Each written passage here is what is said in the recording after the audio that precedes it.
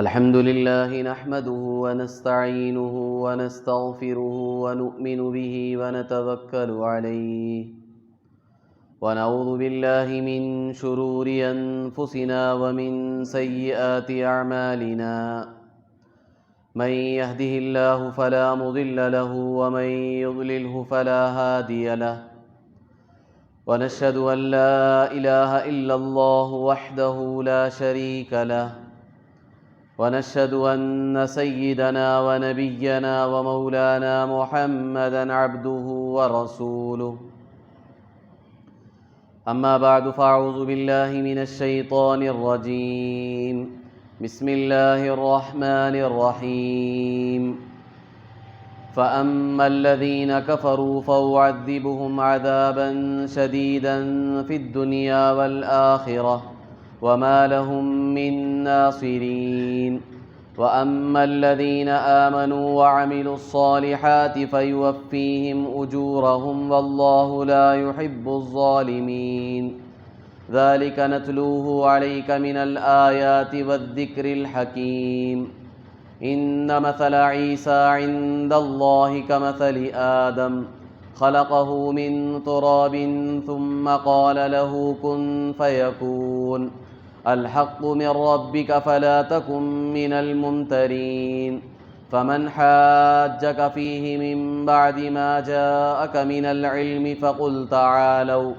فقل تعالوا ندعو أبناءنا وأبناءكم ونساءنا ونساءكم وأنفسنا وأنفسكم ثم نبتهل فنجعل لعنة الله على الكاذبين إن هذا لهو القصص الحق وما من إله إلا الله وإن الله لهو العزيز الحكيم فإن تولوا فإن الله عليم بالمفسدين قل يا أهل الكتاب تعالوا إلى كلمة سواء بيننا وبينكم ألا نعبد إلا الله ولا نشرك به شيئا ولا يتخذ بعضنا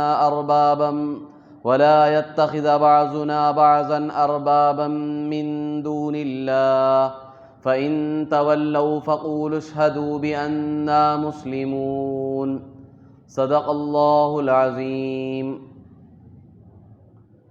آج سورہ آل عمران کی آیت نمبر 56 تا 64 تک کا ترجمہ اور اس کی تفسیر ہوگی انشاءاللہ۔ آیت نمبر 50 پر 6 سے لے کر آیت نمبر 60 پر 4 تک کی تفسیر ہوگی۔ ان آیتوں کا ترجمہ یہ ہے، اللہ تعالیٰ ارشاد فرماتے ہیں، بہرحال وہ لوگ جنہوں نے کفر کیا تو ہم ان کو سخت سزا دیں گے دنیا میں اور آخرت میں، اور ان کا کوئی مددگار نہیں ہوگا۔ بہرحال وہ لوگ جو ایمان لائے اور نیک اعمال کیے تو ان کو ان کا پورا بدلہ دیا جائے گا۔ اللہ تبارک و تعالی ظالموں کو پسند نہیں کرتے ہیں۔ یہ چیزیں ہم اس کو پڑھ کر سناتے ہیں آپ پر اے نبی جی، یہ نشانیوں میں سے ہے اور حکمت والی نصیحت ہے۔ یقیناً عیسیٰ علیہ السلام کی مثال اللہ کے پاس ایسی ہے جیسے آدم علیہ السلام کی۔ اللہ تعالیٰ نے آدم علیہ السلام کو مٹی سے پیدا کیا، پھر ان سے کہا ہو جا تو وہ ہو گئے۔ یہ حق ہے تمہارے رب کی طرف سے، لہٰذا تم شک کرنے والوں میں سے مت ہو جاؤ۔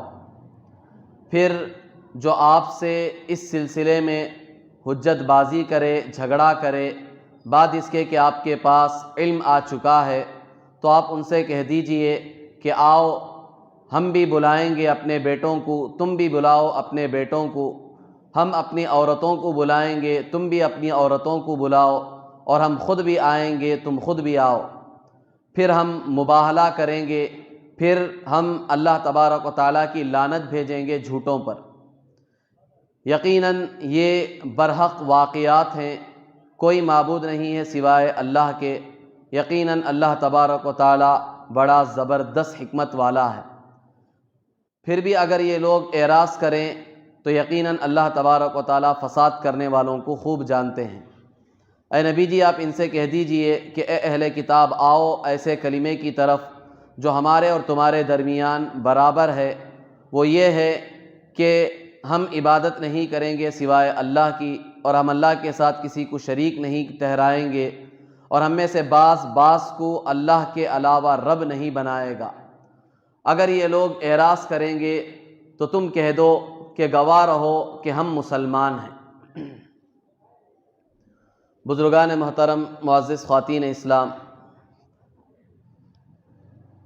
سب سے پہلی آیت میں اللہ تبارک و تعالیٰ نے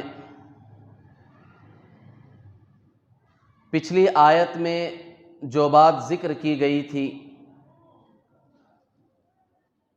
کہ یہ لوگ جن چیزوں کے بارے میں جھگڑا کر رہے ہیں، یعنی عیسیٰ علیہ السلام کے بارے میں اور صحیح دین کے بارے میں اور آپ علیہ السلام کے بارے میں، تو اللہ تعالیٰ نے یہ کہا تھا کہ کل قیامت کے دن ہم خود ان کے درمیان فیصلہ کریں گے اور بتائیں گے کہ حق کیا ہے، باطل کیا ہے۔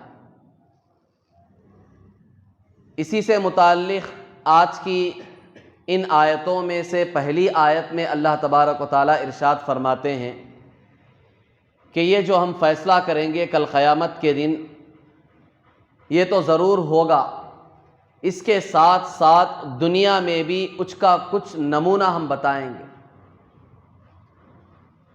خاص طور پر یہ لوگ جو کافر ہیں، جو انکار کر رہے ہیں آپ علیہ السلام کی باتوں کا اور عیسیٰ علیہ السلام سے متعلق جو باتیں بتائی گئی کہ وہ اللہ کے نبی ہیں، اللہ کے رسول ہیں، ان کا انکار کر رہے ہیں، کفر کر رہے ہیں، تو اللہ تعالیٰ کہتے ہیں کہ میں ان کو دنیا میں بھی سخت سزا دوں گا۔ آخرت میں تو سزا طے ہے ان کے لیے، لیکن اس کے ساتھ ساتھ دنیا میں بھی میں ان کافروں کو سخت سزا دوں گا، عذاب دوں گا۔ کافروں کے لیے اللہ کی طرف سے دنیا میں جو سزا دی جاتی ہے، اب تک جتنے کافروں کو اللہ نے دی ہے اور قیامت تک جتنے کافروں کو اللہ سزا دیں گے دنیا میں، ان سب کی یہ سزائیں ان کے گناہوں کی معافی کا ذریعہ نہیں بن سکتی۔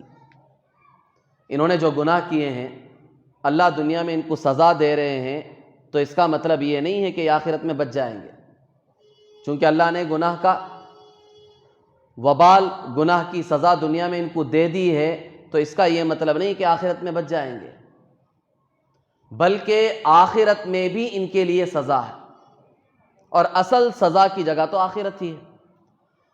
دنیا میں جو اللہ نے وعدہ کیا ہے کہ ہم دنیا میں بھی ان کو سزا دیں گے، وہ حقیقی سزا نہیں ہوگی، بس وہ ایک سیمپل ہوگا، ایک نمونہ ہوگا، تاکہ ان کو یقین ہو جائے کہ ہم پکڑ سکتے ہیں، ہم جو کہہ رہے ہیں وہ ایسے ہی نہیں کہہ رہے ہیں، یہ جو اپنی نبیوں کی زبانی ہم کہہ رہے ہیں، باتیں بتلا رہے ہیں، اپنی کتابوں میں ہم نے یہ چیز بتائی ہے، یہ صرف ایسی ویسی باتیں نہیں ہیں کہ ہم نہیں پکڑیں گے سزا نہیں دیں گے، بلکہ پکڑیں گے سزا دیں گے، اس کا ایک نمونہ ہم تمہیں دنیا میں بھی دکھائیں گے۔ چنانچہ اللہ تبارک و تعالیٰ نے ہر دور میں نبی کے ساتھ جن لوگوں نے ظلم و زیادتی کی، نبی کا انکار کیا، ان کی تعلیمات کو چھوڑا، اللہ تعالیٰ نے ہر زمانے میں کافروں کو پکڑا۔ ہاں، تھوڑی ڈھیل دی ہے ان کو، یہ تو طے ہے کہ اللہ تعالیٰ کافروں کو فوراً نہیں پکڑتے، بہت ڈھیل دیتے اس کے بعد پکڑتے ہیں۔ عام طور پر ہمارے ذہنوں میں بھی یہ سوال پیدا ہوتا ہے کہ اللہ تعالیٰ کافروں کو اتنی ڈھیل کیوں دیتے ہیں؟ خود ہم بھی اپنے ملک کے حالات دیکھ کر سوچتے ہیں، بعض مرتبہ مایوس بھی ہو جاتے ہیں ہم کہ ہمارے ملک کے حالات اتنے خطرناک ہو چکے ہیں، کافر ہمارے اوپر اتنا ظلم کر رہے ہیں، ظلم و ستم کے پہاڑ توڑے جا رہے ہیں، اور صرف ہمارے ملک کی حالت نہیں ہے بلکہ دنیا بھر میں جتنے ممالک ہیں، خود ہمارے اسلامی ممالک کتنے ایسے ہیں جہاں ظلم و ستم کے پہاڑ توڑے جا رہے ہیں۔ تو ذہن میں ایک سوال پیدا ہوتا ہے کہ اللہ ان کو پکڑتا کیوں نہیں ہے، ان کو اللہ سزا کیوں نہیں دیتے ہیں؟ اس کا جواب یہ ہے کہ یہ سزا کی جگہ نہیں ہے، کسی کے لیے بھی نہیں ہے، نہ مسلمان کے لیے نہ کافر کے لیے۔ دنیا سزا کی جگہ نہیں ہے، یہ امتحان کی جگہ ہے، یہاں سب کا امتحان ہوگا، اصل سزا یہاں نہیں دی جائے گی، یہ سزا کی جگہ ہے ہی نہیں، نہ بدلے کی جگہ ہے نہ سزا کی جگہ ہے۔ یہ ایک اصول ہمیں ذہن میں محفوظ کرنا ہے، تبھی ہمیں زندگی گزارنا آسان ہوگا، اسلام کو اور اس کی تعلیمات کو سمجھنا ہمیں آسان ہوگا، اللہ کی حکمت کو سمجھنا آسان ہوگا ہمارے لیے۔ ورنہ تو آج مسلمان بھی وساوس میں مبتلا ہو چکا ہے، اسے خود اسلام پر شک ہونے لگا ہے، وہ پریشان ہو رہا ہے کہ کیا ہو رہا ہے، اللہ آخر کافروں کو کیوں نہیں پکڑ رہا، اتنا ظلم کر رہے ہیں۔ تو ایک بات اگر ہم اچھی طرح سمجھ لیں اللہ کی حکمت کو، کہ اللہ نے دنیا کو نہ سزا کی جگہ بنایا ہے نہ بدلے کی جگہ بنایا، اصل سزا اصل بدلہ آخرت میں ملے گا۔ دنیا امتحان کی جگہ ہے، لیکن اللہ نے بالکل آزاد بھی نہیں چھوڑا، چونکہ دنیا میں اگر تھوڑی بھی پکڑ نہ ہوئی، سزا نہ دی گئی، تو پھر انسان سیدھے راستے پر کیسے آئے گا؟ وہ تو بالکل آزاد ہو جائے گا۔ اس لیے دنیا میں بھی اللہ اس کا سیمپل دکھاتے ہیں، تھوڑی تھوڑی پکڑ کرتے ہیں تاکہ ان کو معلوم ہو کہ میں پکڑ سکتا ہوں۔ مسلمانوں کو بھی پکڑتے ہیں، کافروں کو بھی پکڑتے ہیں، دونوں کو پکڑتے ہیں اللہ تعالیٰ، لیکن کافروں کو ذرا زیادہ ڈھیل دے کے پکڑتے ہیں، مسلمانوں کو زیادہ ڈھیل نہیں دیتے اللہ تعالیٰ، زیادہ ڈھیل نہیں ملتی مسلمانوں کو، کیونکہ اسے زیادہ ڈھیل دی جائے گی تو اس کے گناہ زیادہ ہوں گے، اب گناہ زیادہ ہوں گے تو آخرت میں زیادہ سزا دینی پڑے گی اسے۔ تو مسلمانوں کو اللہ زیادہ ڈھیل نہیں دیتے، وقتاً فوقتاً پکڑتے رہتے ہیں، الگ الگ اعتبار سے، بیماری دے کر، حالات ڈال کر، کاروبار میں نقصان کرا کر، الگ الگ اعتبار سے اللہ پکڑتے تاکہ بندہ بار بار اللہ کی طرف لوٹ کر آئے اور اچھا بننے کی کوشش کرے۔ لیکن کافر کو اللہ ڈھیل دیتے ہیں، بہت ڈھیل دیتے ہیں، بہت ڈھیل دیتے ہیں۔ جس طرح کنویں میں بالٹی ڈال کر ہم پانی نکالتے ہیں تو رسی میں جو بالٹی بندھی ہوئی ہوتی ہے اسے کیا کرتے ہیں؟ پہلے چھوڑتے ہیں، نیچے جانے تک اسے چھوڑتے ہیں، جب بالٹی جا کر پانی کو لگے اور اس میں پانی بھر جائے تب ایک دم کھینچتے ہیں، اس سے پہلے نہیں کھینچتے، اس سے پہلے کھینچے گے تو پانی کہاں سے آئے گا تمہیں؟ تو کافروں کے اللہ اتنی مہلت دیتے ہیں کہ ایک سطح ہوتی ہے ان کے ستانے کی، اللہ تعالیٰ ان کو چھوڑتے ہیں، ستاؤ ستاؤ ستاؤ ستاؤ، جب وہ اس سطح کو پہنچ جاتے ہیں تکلیف دینے کی تو اب اللہ تعالیٰ ایک دم رسی پکڑ کے کھینچتے ہیں، تو پھر وہ سنبھل نہیں پاتے، وہ اپنے آپ کو بچا نہیں سکتے۔ تو کافروں کے لیے تو اللہ تعالیٰ نے دنیا میں سزا ان کے لیے بھی رکھی ہے، لیکن بہت ڈھیل دے کر اللہ تعالیٰ ان کو پکڑتے ہیں۔ لیکن ان کے لیے ایک سب سے بڑا مسئلہ نقصان کا یہ ہے کہ دنیا میں بھی سزا مل رہی ہے اور گناہ معاف نہیں ہو رہے ہیں۔ دنیا میں جو سزا دی جا رہی ہے اس کے بدلے میں چلو آدھے گناہ معاف ہو گئے، اور آخرت میں صرف آدھے گناہ کی ان کو سزا دی جائے گی، ایسا بالکل نہیں ہے، ایک گناہ بھی معاف نہیں ہوگا، دنیا کی سزا سے ان کا ایک گناہ بھی معاف نہیں، 1% بھی معاف نہیں ہوگا، آخرت میں پورے گناہوں کی پوری سزا دی جائے گی۔ اسی وجہ سے ان کے لیے جنت تو ہے ہی نہیں، ہمیشہ ہمیشہ کے لیے دوزخ ہے، ان کے لیے جنت ہے ہی نہیں، ان کے لیے کبھی بھی نہیں ہے۔ ارب سال کے بعد، کروڑوں سال کے بعد اللہ تعالیٰ ان کو بھی جنت میں بھیج دے گا، ایسا نہیں ہے ان کے لیے، امپاسبل۔ تو اسی لیے اللہ تعالیٰ کافروں کو دنیا میں جلدی نہیں پکڑتے، کیوں؟ اس لیے کہ ان کے لیے اصل بڑی سزا آخرت میں ہے۔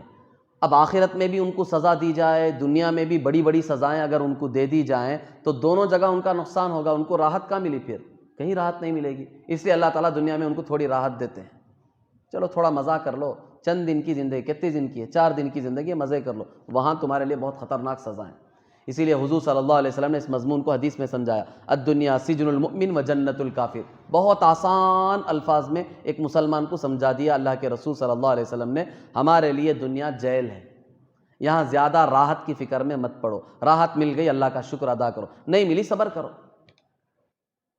جس طرح جیل میں، قید خانے میں جب آدمی جاتا ہے تو بعض مرتبہ کیا ہوتا ہے، بعض لوگوں کو سہولت ملتی ہے، بعض لوگوں کو قید خانے میں بھی کیا مل جاتی ہے؟ سہولت مل جاتی ہے، ان کو زیادہ سزائیں نہیں دی جاتی، زیادہ تکلیفیں نہیں دی جاتی، جاتے ہیں تھوڑا بہت تکلیفیں ہوتی ہے، اس کے بعد اطمینان سے باہر آ جاتے ہیں۔ لیکن بعض لوگ پھنس جاتے ہیں، بڑے خطرناک سزائیں دی جاتی ہیں۔ تو قید خانے میں زیادہ سزا مل گئی، صبر کرو، تھوڑی سی راحت مل گئی، خوشی کا اظہار کرو، بس اتنا ہی کام ہے ہمارے لیے۔ پوری دنیا کی زندگی کا ہمارا خلاصہ بس یہ ہے کہ اگر ہم اس بات کو اچھی طرح سمجھ لیں، ہم میں سے ہر مسلمان مرد بھی، ہم اپنی عورتوں کو بھی یہ مضمون سمجھا دیں کہ دیکھو دنیا جیل ہے، ہمارے لیے قید خانہ ہے، یہاں زیادہ خواہشات اور اپنی آرزوؤں کی فکر میں مت پڑو، راحت کے چکر میں مت پڑو۔ اس کے چکر میں پڑو گے تو پوری زندگی ٹینشن کی گزرے گی۔ اگر یہ سمجھ میں آ گیا کہ دنیا قید خانہ ہے، یہاں ہمیں راحت نہیں ملے گی، اصل راحت آخرت میں ہمیں ملنے کی ہے، ساری خوشیاں، سارے ارمان، سارے آرزو وہاں پورے کے ہیں، تو پھر آدمی مسلمان اطمینان سے زندگی گزارے۔ بڑی بڑی مصیبتیں آئیں گی، اطمینان سے آدمی اسے برداشت کر کے، صبر کر کے گزارتا چلا جائے گا۔ لیکن اللہ تعالیٰ کا فضل ہے ایمان والوں پر کہ اللہ تعالیٰ ایمان والوں کو بھی دنیا میں سزا دیتے ہیں۔ جیسے میں نے کہا کافروں کو دیتے ہیں، ایمان والوں کو بھی دیتے ہیں، لیکن اصل سزا کی جگہ یہ نہیں ہے، وہ سیمپل ہے۔ مسلمانوں کو بھی دیتے ہیں اللہ تعالیٰ، سزا دیتے ہیں، پکڑتے ہیں، لیکن ایمان والوں کے لیے یہ نقصان کی چیز نہیں ہے، فائدے کی چیز ہے۔ یہ ہمارے لیے بہت خوشی کی چیز ہے، جو اللہ تعالیٰ ہمیں دنیا میں پکڑ رہے ہیں، نہیں جو ہمارے اوپر حالات ڈال رہے ہیں، وہ فائدے کی چیز ہے ہمارے لیے۔ پریشان نہیں ہونا زیادہ۔ کیوں؟ اس لیے کہ اللہ تعالیٰ جو ہمارے اوپر حالات ڈالتے ہیں، پریشانیوں میں مبتلا کرتے ہیں، ان کے ذریعے سے اللہ تعالیٰ ہمارے گناہوں کو صاف کرتے رہتے ہیں، صاف کرتے رہتے ہیں، صاف کرتے رہتے ہیں، آخرت میں بچ جائیں گے۔ دنیا میں اگر ہمیں سزائیں مل رہی ہیں تو یہ اللہ کا کرم ہے، اللہ کا احسان ہے کہ وہ آخرت کی سزا سے ہمیں بچانا چاہ رہا ہے۔ ایمان والے کا مسئلہ یہ ہے کہ دنیا میں اگر اس کے گناہ صاف ہو گئے، ختم ہو گئے، تو آخرت میں بالکل کلیئر ہے، وہ بالکل صاف ہو کے جائے گا آخرت میں۔ اسی لیے صحابہ تکلیفوں پر صبر کرتے تھے، اس یقین کے ساتھ کہ یہ جو تکلیفیں ہمیں مل رہی ہیں، دی جا رہی ہیں، اس سے ہمارے گناہ دھل جائیں گے، آخرت میں ہم پکڑ سے بچ جائیں گے۔ اور دنیا میں صحابہ کو نعمتیں ملتی تو وہ اس پر زیادہ خوشی کا اظہار نہیں کرتے تھے، بلکہ رنج کرتے تھے بظاہر۔ کیوں؟ کہ اللہ تعالی ہماری عبادتوں کا بدلہ دنیا میں ہمیں نہیں چاہیے، ہمیں آخرت میں چاہیے، ہمیں دنیا میں نہیں چاہیے۔ مسجد نبوی میں عمر فاروق رضی اللہ تعالیٰ عنہ کے دور میں خزانے پڑے ہوتے تھے، فتوحات کا زمانہ تھا، ہر جگہ سے جنگیں فتح ہوتی تھی، مال غنیمت آتا تھا، خوب ڈھیر سارا مال جمع ہوتا تھا۔ صحابہ دیکھ کر روتے تھے، اسے خوش نہیں ہوتے تھے، اللہ سے کہتے ہیں اللہ ہمیں دنیا میں بدلہ نہیں چاہیے، ہمیں آخرت میں چاہیے، دنیا میں نہیں چاہیے ہمیں۔ ہم ہوتے تو کتنے خوش ہو جاتے، ماشاء اللہ، جزاک اللہ، اللہ تیرا لاکھ لاکھ شکر ہے، ہم خوش ہوتے ہیں کہ دنیا میں مل رہا ہے۔ صحابہ ایسے نہیں تھے، ان کو پتا تھا دنیا تو فانی ہے، یہاں کی ہر چیز فنا ہونے والی، اصل تو آخرت ہے، وہاں ملے ہمیں اصل بدلہ۔ تو ایمان والوں کے تو وارے کے نیارے ہیں، ان کے لیے تو خوشخبری ہے، دنیا میں بھی اگر تکلیفیں آ رہی ہیں، مصیبتیں آ رہی ہیں، تو ان کے گناہ معاف ہو رہے ہیں اس سے۔ حدیث میں آتا ہے، مختلف قسم کے عناوین حدیث میں بیان کے، ایک مسلمان کو سر کا درد آتا ہے، وہ اس پر صبر کرتا ہے تو اللہ تعالیٰ اس کے گناہ معاف کر دیتے ہیں۔ اس سے آگے بتاؤں، ایک مسلمان چل رہا ہے، ایک کانٹا اس کے پیر میں چبھتا ہے، اس پر بھی صبر کرتا ہے، اللہ کی شکایت نہیں کرتا ہے، تو اللہ تعالیٰ اس پر بھی اس کے گناہ معاف کر دیتے ہیں۔ صرف ایک کانٹا آپ کو چبھا، آپ نے صبر کر لیا، کانٹا نکال کر پھینک دیا، تکلیفی درد پر صبر کر لیا، تو اللہ تعالیٰ اس کے بدلے بھی گناہ معاف کر دیتے ہیں۔ چھوٹے چھوٹے بہانوں پر اللہ تعالیٰ مسلمانوں کے گناہ معاف کرتے، اور آخرت میں ان گناہوں کا حساب نہیں ہوتا۔ یہ ایمان والوں کے لیے بہت بڑی خوشخبری ہے۔ تو اللہ تعالیٰ اس آیت میں مضمون بتا رہے ہیں کہ جو لوگ کافر ہیں ان کو میں دنیا میں بھی سزا دوں گا اور آخرت میں بھی سزا دوں گا، اور اصل سزا ان کے لیے آخرت میں۔ اسی لیے کہا وَمَا لَهُم مِّن نَاصِرِينَ، ان کا کوئی مددگار نہیں ہوگا، ان کو کوئی بچانے والا نہیں آئے گا۔ اور ایمان والوں کے بارے میں کہا وَأَمَّا الَّذِينَ آمَنُوا وَعَمِلُوا الصَّالِحَاتِ فَيُوَفِّيهِمْ أُجُورَهُمْ، جو مسلمان ہیں، ایمان لانے والے ہیں، نیک اعمال کے ساتھ زندگی گزارنے والے ہیں، اللہ تعالیٰ ان کو پورا پورا بدلہ دیں گے قیامت میں۔ ایک تو اعمال کا بدلہ دیا جائے گا، ہر عمل کا ان کو بدلہ دیا جائے گا۔ اس کے بعد اللہ تعالیٰ کہیں گے وَلَدَيْنَا مزید، ہمارے پاس اور بھی ہے، اور مانگو، کیا کیا مانگتے ہو؟ ایک تو عمل کا بدلہ تم کو ہم نے دے دیا، اس کے علاوہ اور بھی ہمارے پاس ہے، کیا کیا مانگتے ہو؟ مانگو، ہم تمہیں دیں گے۔ وہاں پورا دماغ اللہ تعالیٰ ہمارا کھول دیں گے۔ یہاں تو 5-10% ہمارا دماغ چلتا ہے، سائنسی تحقیق کے مطابق 90% یا 95%، 95% یا 90% ہمارا دماغ سو رہا ہے، صرف 5% یا 10% ہمارا دماغ کام کرتا ہے، تو اس کا یہ کمال ہے۔ دنیا اتنی ترقی کر کے یہاں تک پہنچ گئی۔ اللہ تعالیٰ کل قیامت کے دن جب جنتی جنت میں چلے جائیں گے، اللہ تعالیٰ ایمان والوں کے پورے دماغ کو 100% کھول دیں گے۔ اب پوچھیں گے اللہ تعالیٰ مانگو، کیا کیا مانگتے ہیں؟ تو ہم اندازہ لگا سکتے ہیں 5% کا یہ حال ہے دنیا میں، کیا کیا نہیں سوچ رہے ہیں، کیا کیا تمنائیں نہیں ہیں، کیا کیا آرزویں نہیں ہمارے، وہاں تو پورا 100% کھول دیں گے دماغ کو اللہ تعالیٰ، اور اب کہیں گے مانگو کیا کیا مانگتے ہو۔ جتنی چیزیں بندہ مانگے گا سب دیں گے۔ اس کے بعد پھر اللہ کیا کہیں گے؟ وَلَدَيْنَا مَزِيد، اور بھی بہت سٹاک ہے ہمارے پاس۔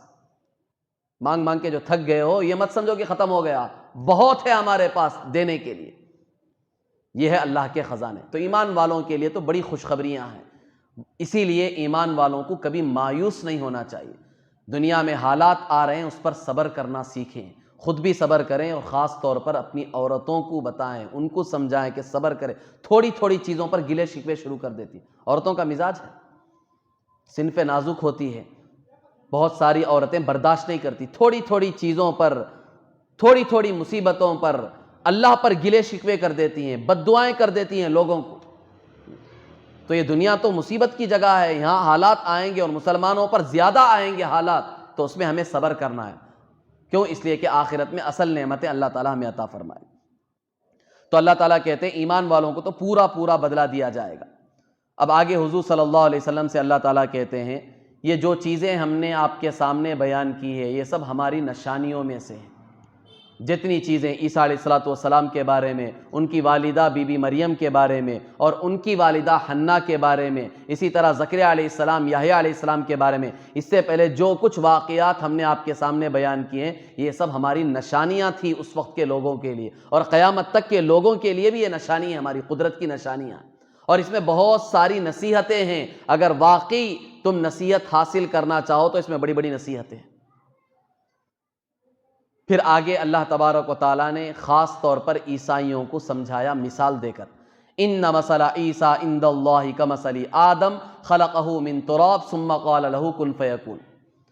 اے عیسائیوں، عیسیٰ علیہ السلام بغیر باپ کے پیدا ہوئے تو تم یہ سمجھ گئے کہ عیسیٰ علیہ السلام اللہ کے بیٹے ہیں، اتنا بڑا سمجھ لیا تم نے عیسیٰ علیہ السلام کو، صرف باپ کے بغیر پیدا، حالانکہ ماں ہی سے تو پیدا ہوئے تھے، وہ ماں تو تھی ان کی بی بی مریم، ان کے ذریعے سے پیدا ہوئے، صرف باپ نہیں تھے، تو باپ کے نہ ہونے سے تم نے ان کو کتنا بڑا سمجھ لیا، تم نے ان کو خدا کا بیٹا بنا دیا، نعوذ باللہ۔ تو اللہ تعالیٰ مثال دے کے سمجھا رہے ہیں اتنی جلدی مت کرو، عیسیٰ علیہ السلام کی مثال تو آدم علیہ السلام کی طرح ہے، بلکہ آدم علیہ السلام کو ہم نے اور عجیب طریقے سے پیدا کیا تھا۔ عیسیٰ علیہ السلام کی تو کم از کم والدہ تو تھی، ان کی صرف والد نہیں تھے، لیکن ہم نے تو آدم علیہ السلام کو نہ ان کی والدہ تھی نہ ان کے والد تھے، بغیر ماں باپ کے پیدا کیا ہے، تو کیا تم ان کو بھی اللہ کا بیٹا بنا دو گے؟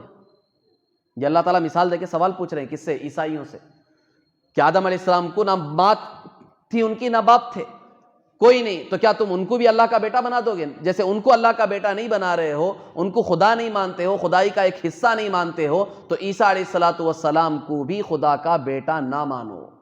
یہ اللہ تعالیٰ نے اپنی قدرت دنیا میں دکھائی ہے کہ میں ماں باپ کا، مرد و عورت کا میں محتاج نہیں ہوں، میں چاہوں تو بغیر مرد و عورت کے بھی پیدا کر سکتا ہوں، آدم علیہ السلام سے پیدا کر کے ایک مثال دی دنیا کو، اور پھر بغیر مرد کے صرف عورت سے بھی میں پیدا کر سکتا ہوں۔ اللہ تعالیٰ نے صرف عورت سے پیدا کیا عیسیٰ علیہ السلام کو، اور مثال دی کہ میں مرد کا محتاج نہیں۔ اور بی بی حوا کو اللہ تعالیٰ نے بغیر عورت کے صرف مرد سے پیدا کر کے بتایا کہ وہاں صرف آدم علیہ السلام تھے، کون نہیں تھے وہاں؟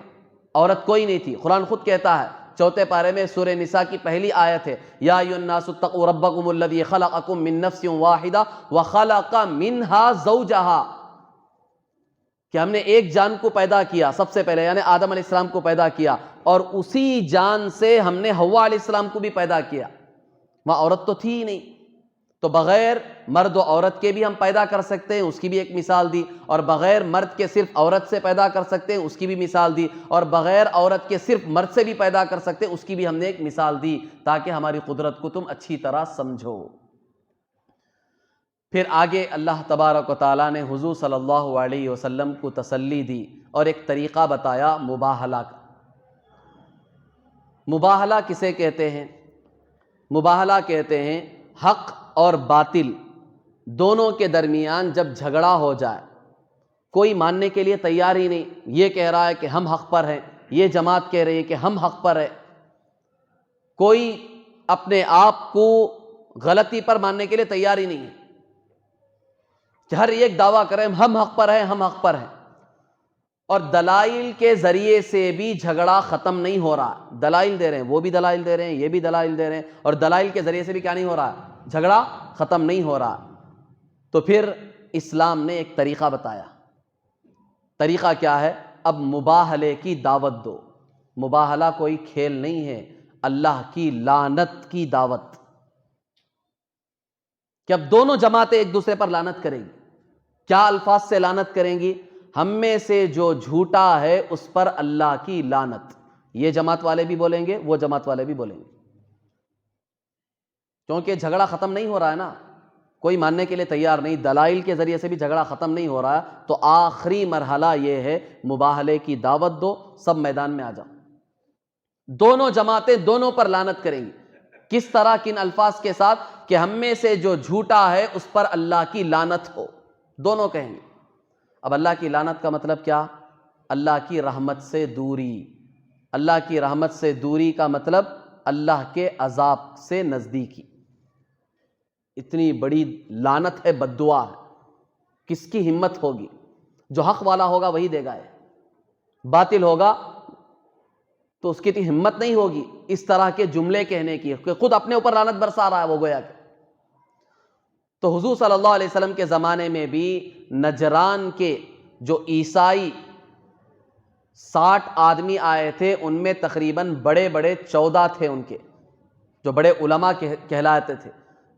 تو یہ حضور صلی اللہ علیہ وسلم کی خدمت میں آئے، انہوں نے مباحثہ کیا حضور صلی اللہ علیہ وسلم کے سامنے عیسیٰ علیہ السلام سے متعلق بڑی لمبی چوڑی بحث کی، اور ماننے کے لیے بالکل تیار نہیں کہ عیسیٰ علیہ السلام خدا کے بیٹے ہیں، عیسیٰ علیہ السلام خود خدا ہیں۔ اس طرح کی دلیلیں پیش کرنی شروع کر دی انہوں نے۔ حضور صلی اللہ علیہ وسلم ان کو سمجھا رہے، ماننے کے لیے تیار ہی نہیں، دلائل دے رہے ہیں، حضور صلی اللہ علیہ وسلم تیار نہیں ہیں۔ تو آخر میں اللہ تعالیٰ نے آیت نازل فرمائی کہ یہ ماننے والے نہیں ہیں، دلائل سے بھی نہیں سمجھ رہے ہیں، تو اب ان کو دعوت دو مباہلے کی، عیسائیوں کو۔ تو حضور صلی اللہ علیہ وسلم نے ان سے کہا کہ آؤ اب ہم مباہلہ کریں گے، آ جاؤ میدان میں۔ تو حضور صلی اللہ علیہ وسلم نے کہا ندعو ابناءنا و ابناءکم، میں بھی اپنے بچوں کو بلاؤں گا، تم بھی اپنے بچوں کو لے کر آ جاؤ، میں بھی اپنی عورتوں کو بلاؤں گا، تم بھی اپنی عورتوں کو لے کر آؤ، میں خود بھی آؤں گا، تم خود بھی آؤ۔ اب میدان میں ہم لعنت بھیجیں گے ایک دوسرے پر کہ جو جھوٹا ہے اس پر اللہ کی لعنت۔ چنانچہ حضور صلی اللہ علیہ وسلم نے ان کو مباہلے کی دعوت دی، جو عیسائی تھے سامنے۔ انہوں نے جب یہ سنا تو زمین ان کے پیروں کے نیچے سے ہلنے لگی، پریشان ہو گئے کہ کتنی بڑی بات کہہ دی محمد صلی اللہ علیہ وسلم نے۔ تو فوراً انہوں نے کہا کہ محمد صلی اللہ علیہ وسلم تھوڑی دیر میں ہم مشورہ کر کے آتے ہیں، یہ کہہ کے وہاں سے نکل گئے۔ جا کر انہوں نے آپس میں مشورہ کیا کہ کیا کرنا چاہیے، یہ تو مباہلے کی دعوت دے رہے ہیں۔ ان کو پتا تھا عیسائیوں کو مباہلہ کوئی کھیل نہیں ہے، یہ تو بربادی ہے۔ یہ آپس میں مشورہ کرے کیا کرنا چاہیے۔ ان میں سے ایک عقل مند آدمی تھا، اس نے کہا کہ تمہیں معلوم ہے کہ محمد صلی اللہ علیہ وسلم یہ سچے پکے نبی ہیں، تم جانتے ہو، وہ خود کہہ رہا اپنے ساتھیوں کو، تم جانتے ہو کہ سچے نبی ہیں، اور تم یہ بھی جانتے ہو کہ ہر زمانے میں جب بھی نبی نے اپنی قوم کے ساتھ مباہلہ کیا ہے تو وہ قوم برباد ہوئی ہے، تمہیں یہ بھی پتا ہے۔ تو اب یہاں محمد صلی اللہ علیہ وسلم ہمیں دعوت دے رہے ہیں، تو اس کا رزلٹ کیا نکلے گا خود ہمیں معلوم ہونا چاہیے۔ تو سب لوگوں نے کہا کہ پھر کیا کرنا چاہیے، اب ان سے بچنا کیسے چاہیے۔ تو وہ ساتھی نے رائے دی ایک ہی طریقہ ہے کہ ہم ان سے صلح کر لیں گے، کمپرومائز کر لیں گے، آپس میں صلح کر لیں گے۔ تو سب ساتھیوں نے کہا کہ ٹھیک ہے، بالکل ٹھیک ہے، تمہاری رائے بہت اچھی ہے۔ چنانچہ حضور صلی اللہ علیہ وسلم کی خدمت میں آئے، اور یہاں حضور صلی اللہ علیہ وسلم پوری تیاری کے ساتھ آ گئے، کیونکہ کہا تھا کہ میں لے کر آ رہا ہوں اپنے بچوں کو، اپنی عورتوں کو، اور خود میں بھی آ رہا ہوں۔ چنانچہ حضور صلی اللہ علیہ وسلم اپنے گھر گئے، ان کے مشورہ ہونے تک حضور صلی اللہ علیہ وسلم گئے، جا کر اپنی بیٹی لخت جگر حضرت فاطمہ رضی اللہ تعالیٰ عنہ ان کو بلایا، چلو بیٹی چلنا ہے، اور اپنے دونوں نواسے حضرت حسن حضرت حسین رضی اللہ تعالیٰ ان کو بھی بلایا، اور اپنے داماد علی رضی اللہ تعالیٰ عنہ ان کو بھی بلایا کہ چلو چنانچہ میدان میں لے کر آ گئے حضور صلی اللہ علیہ وسلم. اب یہ مشورہ کر کے آئے, دیکھ رہے ہیں کہ حضور صلی اللہ علیہ وسلم تو پوری تیاری کے ساتھ آ چکے ہیں. اب آ کر فوراً حضور صلی اللہ علیہ وسلم کے سامنے ہتھیار ڈال دیے. حضور صلی اللہ علیہ وسلم سے کہا کہ ہم مباہلہ نہیں کریں گے, ہمیں معاف کر دیجئے, ہم صلح کر لیں گے آپ کے ساتھ. تو حضور صلی اللہ علیہ وسلم نے کہا کہ کیا صلح کرو گے؟ کہا کہ ہم آپ کو 200 جوڑے دیں گے. یہ چند چیزیں انہوں نے بیان کی. ابو داؤد شریف کی روایت میں یہ مضمون بیان کیا گیا کہ انہوں نے حضور صلی اللہ علیہ وسلم کے سامنے کہا کہ ہم صلح اس طور پر کریں گے کہ ہم سے بہت بڑی غلطی ہوئی ہے, لہٰذا ہم اس کا جرمانہ دیں گے آپ کو. وہ جرمانہ یہ دیں گے کہ 200 جوڑے دیں گے, یعنی کپڑے 100 جوڑے سفر کے مہینے میں دیں گے, آپ ہمیں تھوڑا سا وقت دے دیجئے, پورے 200 جوڑے ایک دم ہم نہیں دے سکتے آپ کو بنا کر, تو سفر کے مہینے میں 100 جوڑے دیں گے اور رجب کے مہینے میں 100 جوڑے دیں گے.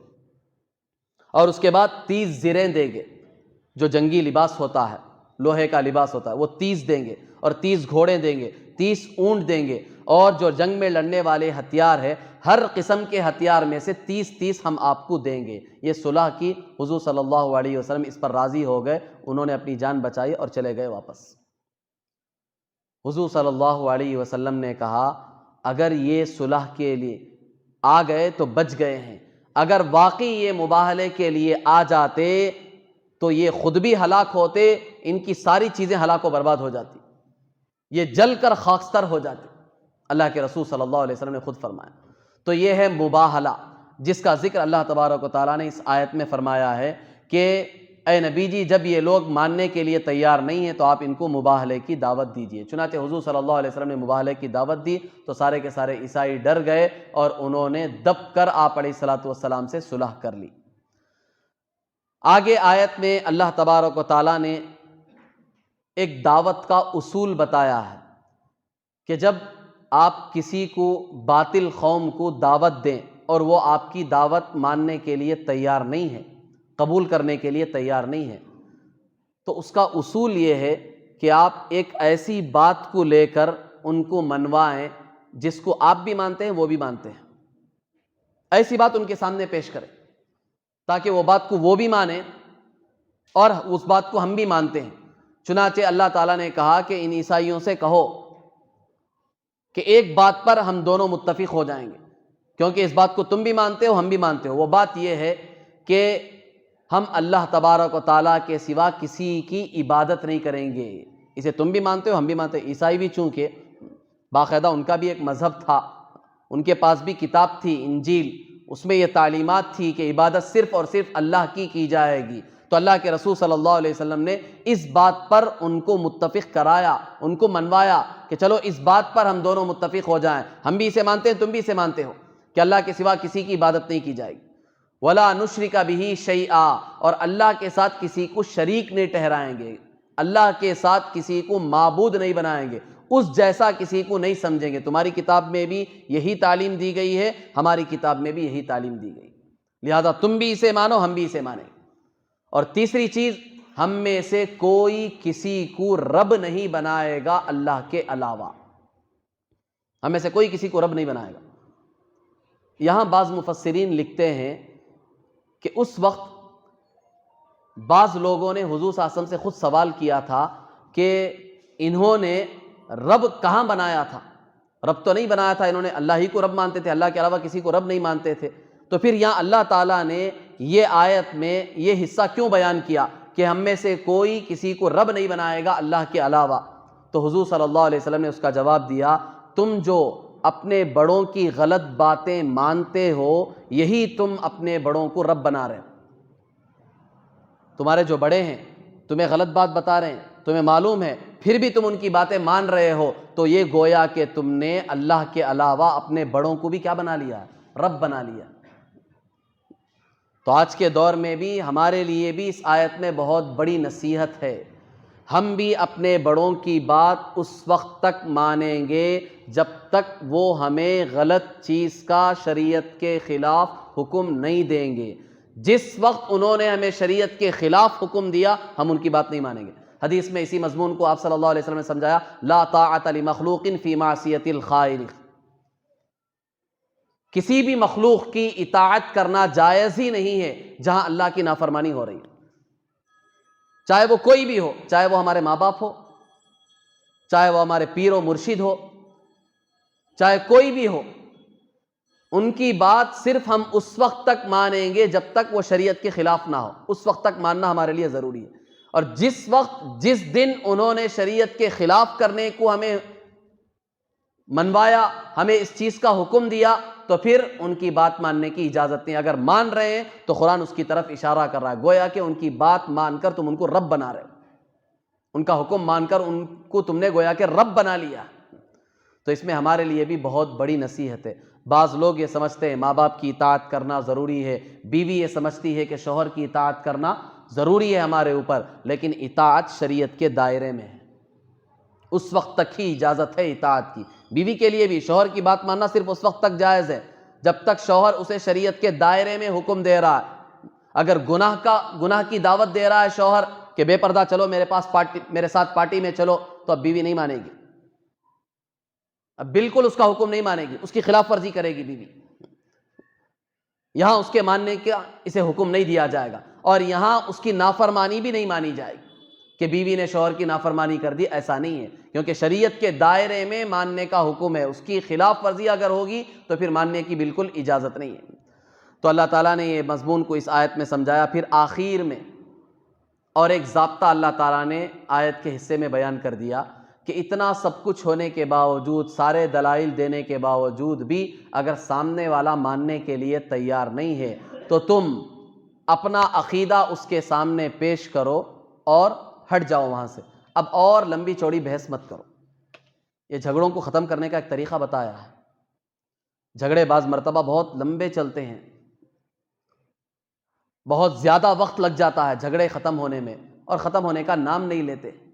تو ایسے موقع پر ضابطہ کیا بتایا شریعت نے؟ جب آپ دیکھ رہے ہیں کہ جھگڑے ختم نہیں ہو رہے، آپ نے بہت دلائل دے دیے، وہ ماننے کے لیے تیار نہیں ہے، تو آخری طریقہ یہ ہے کہ تم اپنا عقیدہ، اپنا مسلک اس کے سامنے پیش کر دو۔ میرا عقیدہ تو یہ ہے، میرا مسلک یہ ہے، میرا مذہب یہ ہے، میں اسی کو فالو کرنے والا ہوں، یہ عقیدہ اس کے سامنے پیش کر دو اور جھگڑے کو بالکل ختم کر دو۔ اب اسے اور زیادہ نہ بڑھاؤ۔ ہمارے لیے بھی اس میں بہت بڑی نصیحت ہے۔ بعض مرتبہ ہوتا ہے، ہمارے اوپر بھی ایسے حالات آتے ہیں کہ لوگوں کے ساتھ ہمارے جھگڑے ہو جاتے ہیں، مسلک کے اعتبار سے، مذہب کے اعتبار سے، عقیدوں کے اعتبار سے۔ اب وہ بھی دلائل دے رہا ہے، ہم بھی دلائل دے رہے ہیں، ماننے کے لیے تیار نہیں، لمبی بحثیں ہو رہی، وہ 4 آدمی کو لے کر آ رہا ہے، یہ 4 آدمی کو لے کر آ رہے ہیں، معاملہ ختم نہیں ہو رہا، پھر اس کے بعد وہ 8 آدمیوں کو لے کر آئے، یہ 8 آدمی، معاملہ ختم نہیں ہو رہا، ابھی لمبا چل رہا ہے مسئلہ۔ تو شریعت نے یہاں ایک طریقہ بتایا، اسے زیادہ طول مت دو، زیادہ لمبا مت کرو۔ جب تم دیکھ رہے ہو کہ معاملہ حل ہونے کا نہیں ہے تو پھر اپنا مسئلہ، اپنا مسلک سامنے پیش کر دو اور بالکل جھگڑے کو ختم کر دو، بات کو ختم کرنے کی کوشش کرو۔ دعا فرمائیں کہ اللہ تبارک و تعالی ہم سب کو صحیح معنوں میں اسلام کے مزاج کو سمجھ کر آخرت کی فکر کے ساتھ دنیا کی زندگی گزارنے کی اللہ تعالی ہم سب کو توفیق عطا فرمائے۔ آمین۔ وآخر دعوانا الحمد للہ رب العالمین۔